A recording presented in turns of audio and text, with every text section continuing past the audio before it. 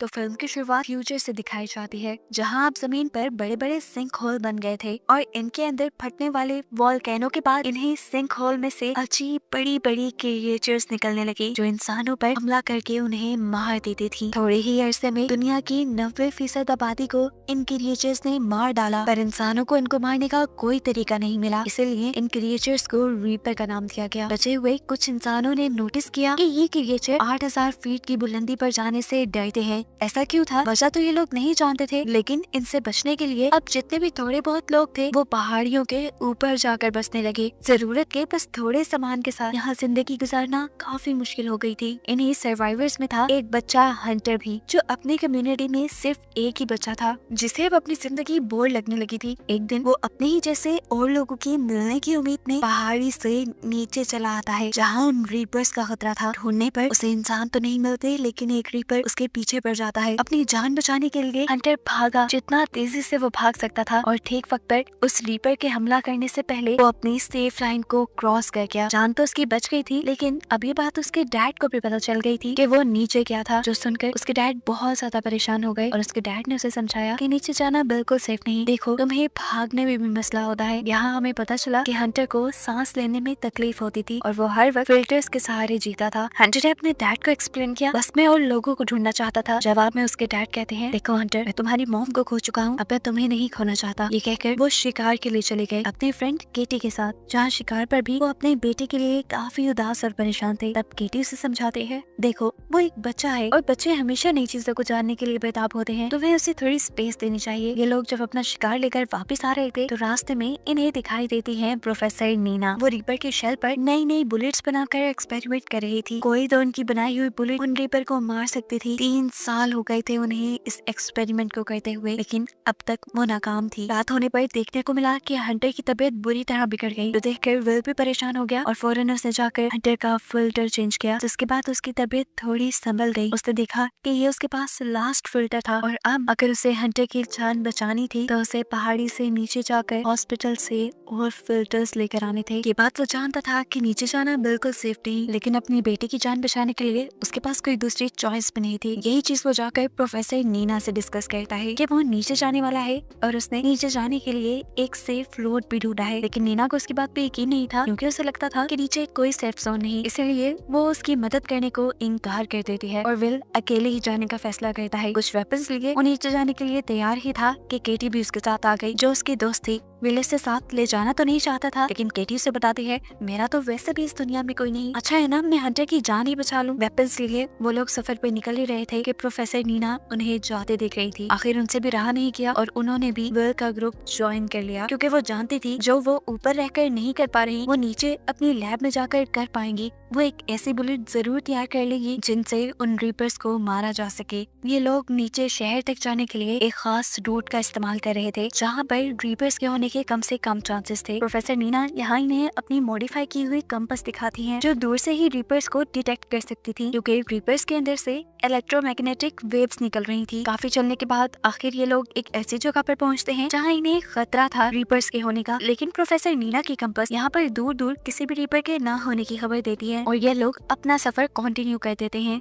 यहाँ पर बहुत सारे मिलिट्री ट्रक्स भी खड़े हुए थे, जो जरूर उन रीपर्स को ही मारने आए होंगे, लेकिन इस लड़ाई में खुद मारे गए। इन ट्रक्स में से विल और केटी अपने सर्वाइवल की चीजें ले लेते हैं। यहाँ पर इन्हें बहुत सारे ग्रेनेड्स भी मिले थे, जिन्हें चलाना केटी जानती थी। उन्हें लग रहा था कि अब इन्हें ग्रेनेड्स के जरिए आगे का सफर आसान होने वाला है। प्रोफेसर नीना को यहीं पर रीपर का खोल भी मिलता है, यानी बॉडी का एक पार्ट, जिसे वो उठा लेती है और यहाँ से और सैंपल कलेक्ट करने लग जाती है, ताकि वो इन रीपर्स के बारे में पता चला सके और इनको खत्म करने का कोई रास्ता ढूंढ सके। यही बातों ही बातों में केटी प्रोफेसर नीना को बुरा भला कहने लग जाती है, क्योंकि उसे लगता था कि प्रोफेसर नीना की वजह से उसकी दोस्त और विल की वाइफ की डेथ हुई थी। इनकी लड़ाई इतनी बढ़ गई कि हाथापाई में बदल गई। अभी ये लोग इसी सब में थे कि अचानक उन्हें दूर से किसी रीपर के होने की आवाज सुनाई दी। आगे बढ़कर इन्होंने देखा ये कोई रीपर नहीं था, बल्कि यहाँ पर बहुत सारे घोड़े थे, और ये देखकर वो लोग हैरान हो गए कि रीपर्स जानवरों को नहीं मारते थे, वो तो सिर्फ इंसानों को मार रहे थे। ये लोग अब आगे चेयर लिफ्ट तक जाते हैं, जहाँ से इन्हें अपना अगला सफर कंप्लीट करना था। यहाँ आने पर प्रोफेसर नीना को अपनी कंपास से यहीं करीब एक रीपर के होने का एहसास होता है। ये लोग जब इर्द गिर्द देखते हैं तो इन्हें एक तरफ की तरफ चलते दिखाई देते हैं, यानी मॉन्स्टर वही था। अगर इन्हें अपनी जान बचानी थी तो फौरन यहाँ से भागना था। विल और प्रोफेसर नीना बैठ जाते हैं चेयर लिफ्ट के अंदर, जबकि केटी इसकी पावर सप्लाई चलाने की ट्राई करती है। अब जैसे जैसे वो रीपर केटी के करीब आ रहा था, केटी घबरा रही थी। इसी घबराहट में वो रीपर के पास एक ग्रेनेड फेंक देती है, जिसकी वजह से वहाँ बहुत बड़ा धमाका तो हुआ, लेकिन रीपर को इस धमाके से कोई असर नहीं हुआ। ये लोग जल्दी से अपनी चेयर लिफ्ट ऑन करके उसे चला लेते हैं और दूसरी तरफ हमें दिखाया जाता है कि केटी टावर पे चढ़कर अब चेयर लिफ्ट के ऊपर चढ़ने की कोशिश में थी। वो टावर से जैसे ही चेयर लिफ्ट की तरफ जंप करती है, तो बदकिस्मती से वो चेयर के ऊपर जंप नहीं कर पाई। वो गिरने ही वाली थी, लेकिन तभी उसे विल ने हाथ पकड़कर बचा लिया। लेकिन इस सब के बावजूद भी मुश्किलें हल नहीं हुई, क्योंकि रीपर अब बिल्कुल उनके पीछे आ चुका था और उनकी चेयर की केबल्स को बुरी तरह हिला रहा था, जिसकी वजह से इनकी चेयर लिफ्ट ही टूटकर नीचे गिर जाती है। और अब अपनी जान बचाने के लिए ये लोग वापसी का रास्ता अपना लेते हैं, यानी ऊंचाई की तरफ भागने लग जाते हैं जहाँ पर ये रीपर्स नहीं आ सकते थे।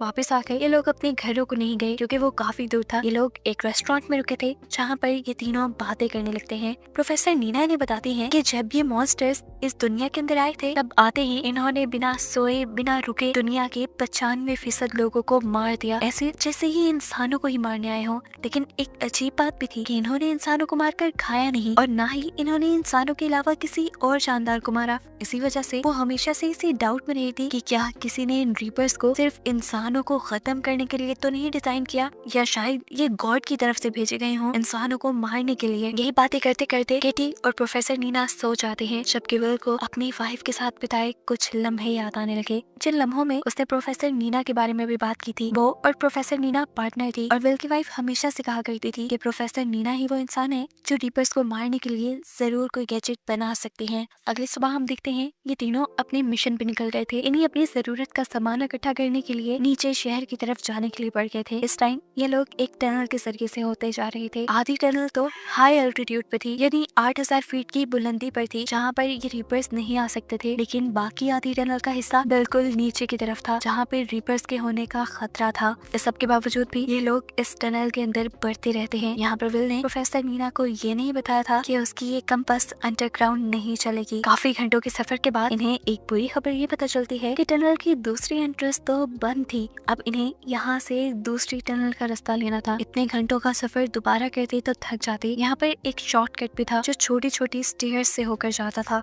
ये लोग उसे इस्तेमाल करने का डिसाइड करते हैं, लेकिन क्योंकि काफी अरसे से ये भी बंद थी, तो यहाँ पर बहुत सी चिमगादड़ी थी, बैट्स थी जो इनके ऊपर हमला करती हैं, लेकिन ये लोग बच जाते हैं। फाइनली अब ये लोग एक दूसरी टनल में तो पहुंच जाते हैं, लेकिन यहाँ पर आना इनके लिए बिल्कुल भी अच्छा साबित नहीं हुआ, क्योंकि यहाँ पर पहले से ही एक रीपर मौजूद था जो जैसे बस इनका इंतजार ही कर रहा था। ये लोग जल्दी से अपने हेड्स पे लगी हुई लाइट को कवर कर चुके थे ताकि रीपर इन्हें सेंस ना कर पाए, लेकिन फिर भी रीपर ने इन्हें सेंस कर लिया था, जिससे बचने के लिए ये लोग अब टनल की दूसरी तरफ से भागने लग जाते हैं। और भागते हुए आगे आके थोड़ी ही दूरी पर केटी ने एक ग्रेनेड भी ब्लास्ट कर दिया था, जिससे वो जानती थी कि रीपर तो नहीं मरेगा, लेकिन हाँ उसकी स्पीड थोड़ी कम हो जाएगी उन तक पहुँचने की। और ऐसा करने में वो कुछ % कामयाब हो भी गई थी, लेकिन अब भी रीपर उनके पीछे पीछे था। इसमें इतपा पीछे मुड़कर विल भी उनके ऊपर गोलियां चलाकर उन्हें रोकने की कोशिश करता है, लेकिन कोई भी गोली रीपर के ऊपर असर नहीं कर रही थी। किस्मत इनकी अच्छी थी कि इन्हें इसी टनल के अंदर एक छोटा सा और गार मिल गया, जिसके अंदर ये तीनों चले जाते हैं। इसी गार के अंदर रीपर भी अपनी जलती हुई टेल को इनके मुंह के बिल्कुल करीब कर लेता है, जिससे इनके सांस खुश्क हो गए थे। लेकिन विल ने यहाँ पर भी सेहानत दिखाई और माचिस जलाकर दूसरी तरफ फेंक दी, जिससे रीपर रोशनी को दूसरी तरफ देखकर डिस्ट्रैक्ट हो गया।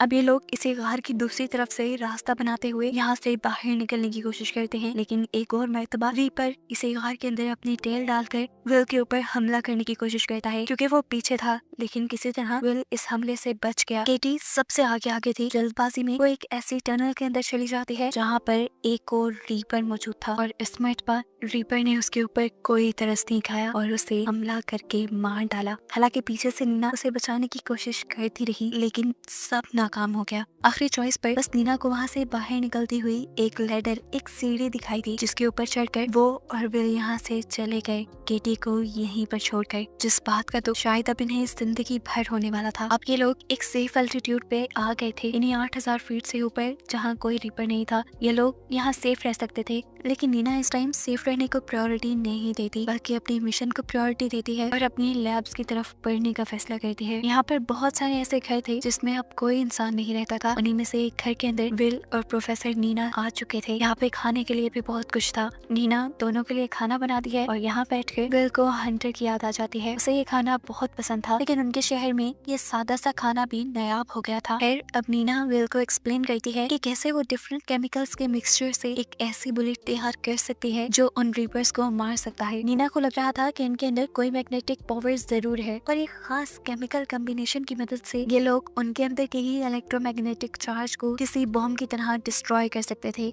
जिससे उन रीपर्स के मर जाने का 90% तक चांस है। विल को उसकी बातों पे बिल्कुल यकीन नहीं था और अब विल को तो इस बात पे भी यकीन नहीं आ रहा था कि नीना की फ्रेंड यानी विल की वाइफ वो नीना की इस थ्योरी पे बिलीव करती थी। खैर अगले दिन ये लोग लैब की तरफ बढ़ जाते हैं। पहला स्टॉप यहाँ पर विल ने एक हॉस्पिटल के पास किया था, जहाँ से उसे हंटर की मेडिसिन और फिल्टर्स लेने थे। गन लिए वो आगे बढ़े थे क्योंकि जानते थे कहीं ना कहीं से इनका सामना रीपर से हो सकता है। लेकिन अभी तक प्रोफेसर नीना की कंपस ने इन्हें किसी भी मॉन्स्टर के यहाँ होने का इशारा नहीं दिया था। फाइनली विल को भी हंटर की मेडिसिन मिल जाती है, जिसका वो स्टॉक अपने बैग में रख लेता है जितना वो रख सकता था। इसके बाद ये लोग तेजी से यहाँ से भागने वाले थे, लेकिन तभी उन्हें एहसास हुआ कि इस हॉस्पिटल के अंदर कोई रीपर छुपा हुआ है, जिसे नीना के कंपास ने डिटेक्ट इसलिए नहीं किया था क्योंकि वो कंपास अब खराब हो चुका था। ये लोग तेजी से उससे बचकर भागने की कोशिश करते हैं, लेकिन वो रीपर वॉल्स तोड़ते हुए इनके ऊपर हमला करने लग जाता है। यहाँ तक कि उसने तो अपने टेंटिकल की मदद से विल को कैद भी कर लिया था। यहाँ पर प्रोफेसर नीना बहुत ही होशियारी से पास पड़े फायर बॉक्स में से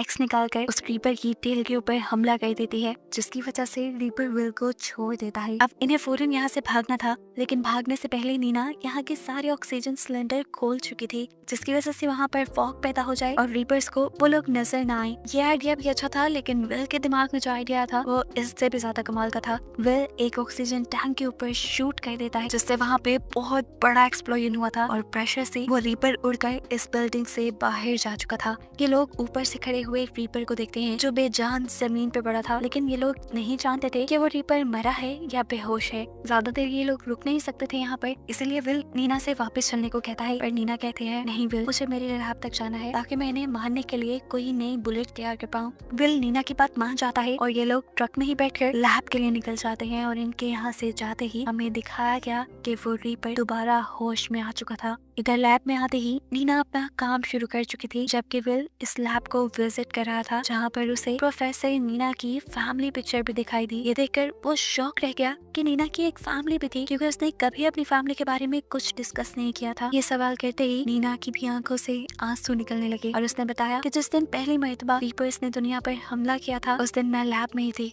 मेरी फैमिली मुझे बुलाती रह गई, लेकिन मैंने लैब में रहने का फैसला किया और मेरी ही वजह से मेरी फैमिली मर गई और आज मैं जिंदा हूँ। ये सुनकर विल भी काफी इमोशनल हो जाता है। नीना दोबारा बात कंटिन्यू करती है और कहती है बस वो दिन था और आज का दिन मैंने इन रीपर्स से बदला लेने की ठान ली थी और देख लेना मैं उनसे अपनी फैमिली का बदला जरूर लूंगी। खैर ये बात करने के बाद नीना पीछे मुड़कर एक बुलेट शूट करती है रीपर के स्केल पर, लेकिन स्केल को अभी भी कुछ नहीं होता, जिसका मतलब था कि अभी उसकी बुलेट कंप्लीट नहीं हुई। ये देखकर वो विल से कहती है तुम जाओ अपने बेटे के पास वापस चले जाओ, मैं यहाँ पर तब तक रुकूंगी जब तक मुझे कोई सोल्यूशन ना मिल जाए, जब तक मैं कोई नई बुलेट ना बना लूं। विल भी नीना की बात मानते हुए यहाँ से चला जाता है, क्योंकि हंटर को उसके पास मौजूद मेडिसिन की ज्यादा जरूरत थी, जबकि नीना बुलेट्स बनाने में इतनी ज्यादा बिजी हो जाती है कि उसे एहसास ही नहीं होता कब उसके लैब में एक रीपर आ जाता है। रीपर की आवाज सुनते ही उसने आंखें बंद कर ली और आंखें बंद करते ही उसे ख्याल आया कि उसने कुछ केमिकल कंपोजिशन तो ट्राई ही नहीं किए जो सच में काम कर सकते थे। ये ख्याल आते ही वो जल्दी से केमिकल्स मिक्स करते हुए एक नई बुलेट बनाने लगी, जबकि यहाँ रोड पे हमें दिखाया गया कि विल बहुत ही तेजी से ऊपर अपने टाउन की तरफ जाने की कोशिश में था, लेकिन तभी उसकी कार का एक पत्थर से टकराकर एक्सीडेंट हो गया और इस एक्सीडेंट की वजह से वो बेहोश हो गया। कुछ देर बाद जब उसे होश आया तो उसके करीब से भी एक रीपर की, एक मॉन्स्टर की आवाज आ रही थी। उसे अपनी जान बचाने के लिए जल्द से जल्द यहाँ से निकलना था। कार वो उसकी दी कर नहीं सकता था, इसीलिए वो कार के फ्रंट मिरर को तोड़ते हुए कार से बाहर निकल आता है और रीपर से बचकर ऊपर की तरफ भागने की कोशिश में लग जाता है। लेकिन इस मर्तबा शायद उसकी ये कोशिश नाकाम हो जाती, क्योंकि रीपर बिल्कुल उसके करीब था। इससे पहले कि रीपर उसके ऊपर हमला करता, विल को गोली की आवाज सुनाई देती है और सरप्राइजिंगली इस मर्तबा नई बुलेट से वो रीपर मर भी जाता है। गोली चलाने वाली और कोई नहीं बल्कि नीना ही जिसने अपने नए एक्सपेरिमेंट से एक ऐसी बुलेट बना ली थी जो रीपर्स को मार सकती थी। उसने अपने पास मौजूद भी रीपर को इसी बुलेट से मारा था और अब वो विल को बचाने के लिए भी ठीक टाइम पर पहुंच गई थी। जब वो रीपर मरा था तो वाकई वहाँ पे एक बहुत बड़ा एक्सप्लोजन हुआ था, एक धमाका हुआ था, जिसका मतलब था कि नीना ठीक थी। इन रीपर्स के अंदर कोई इलेक्ट्रिक चार्ज था, जिन चार्ज में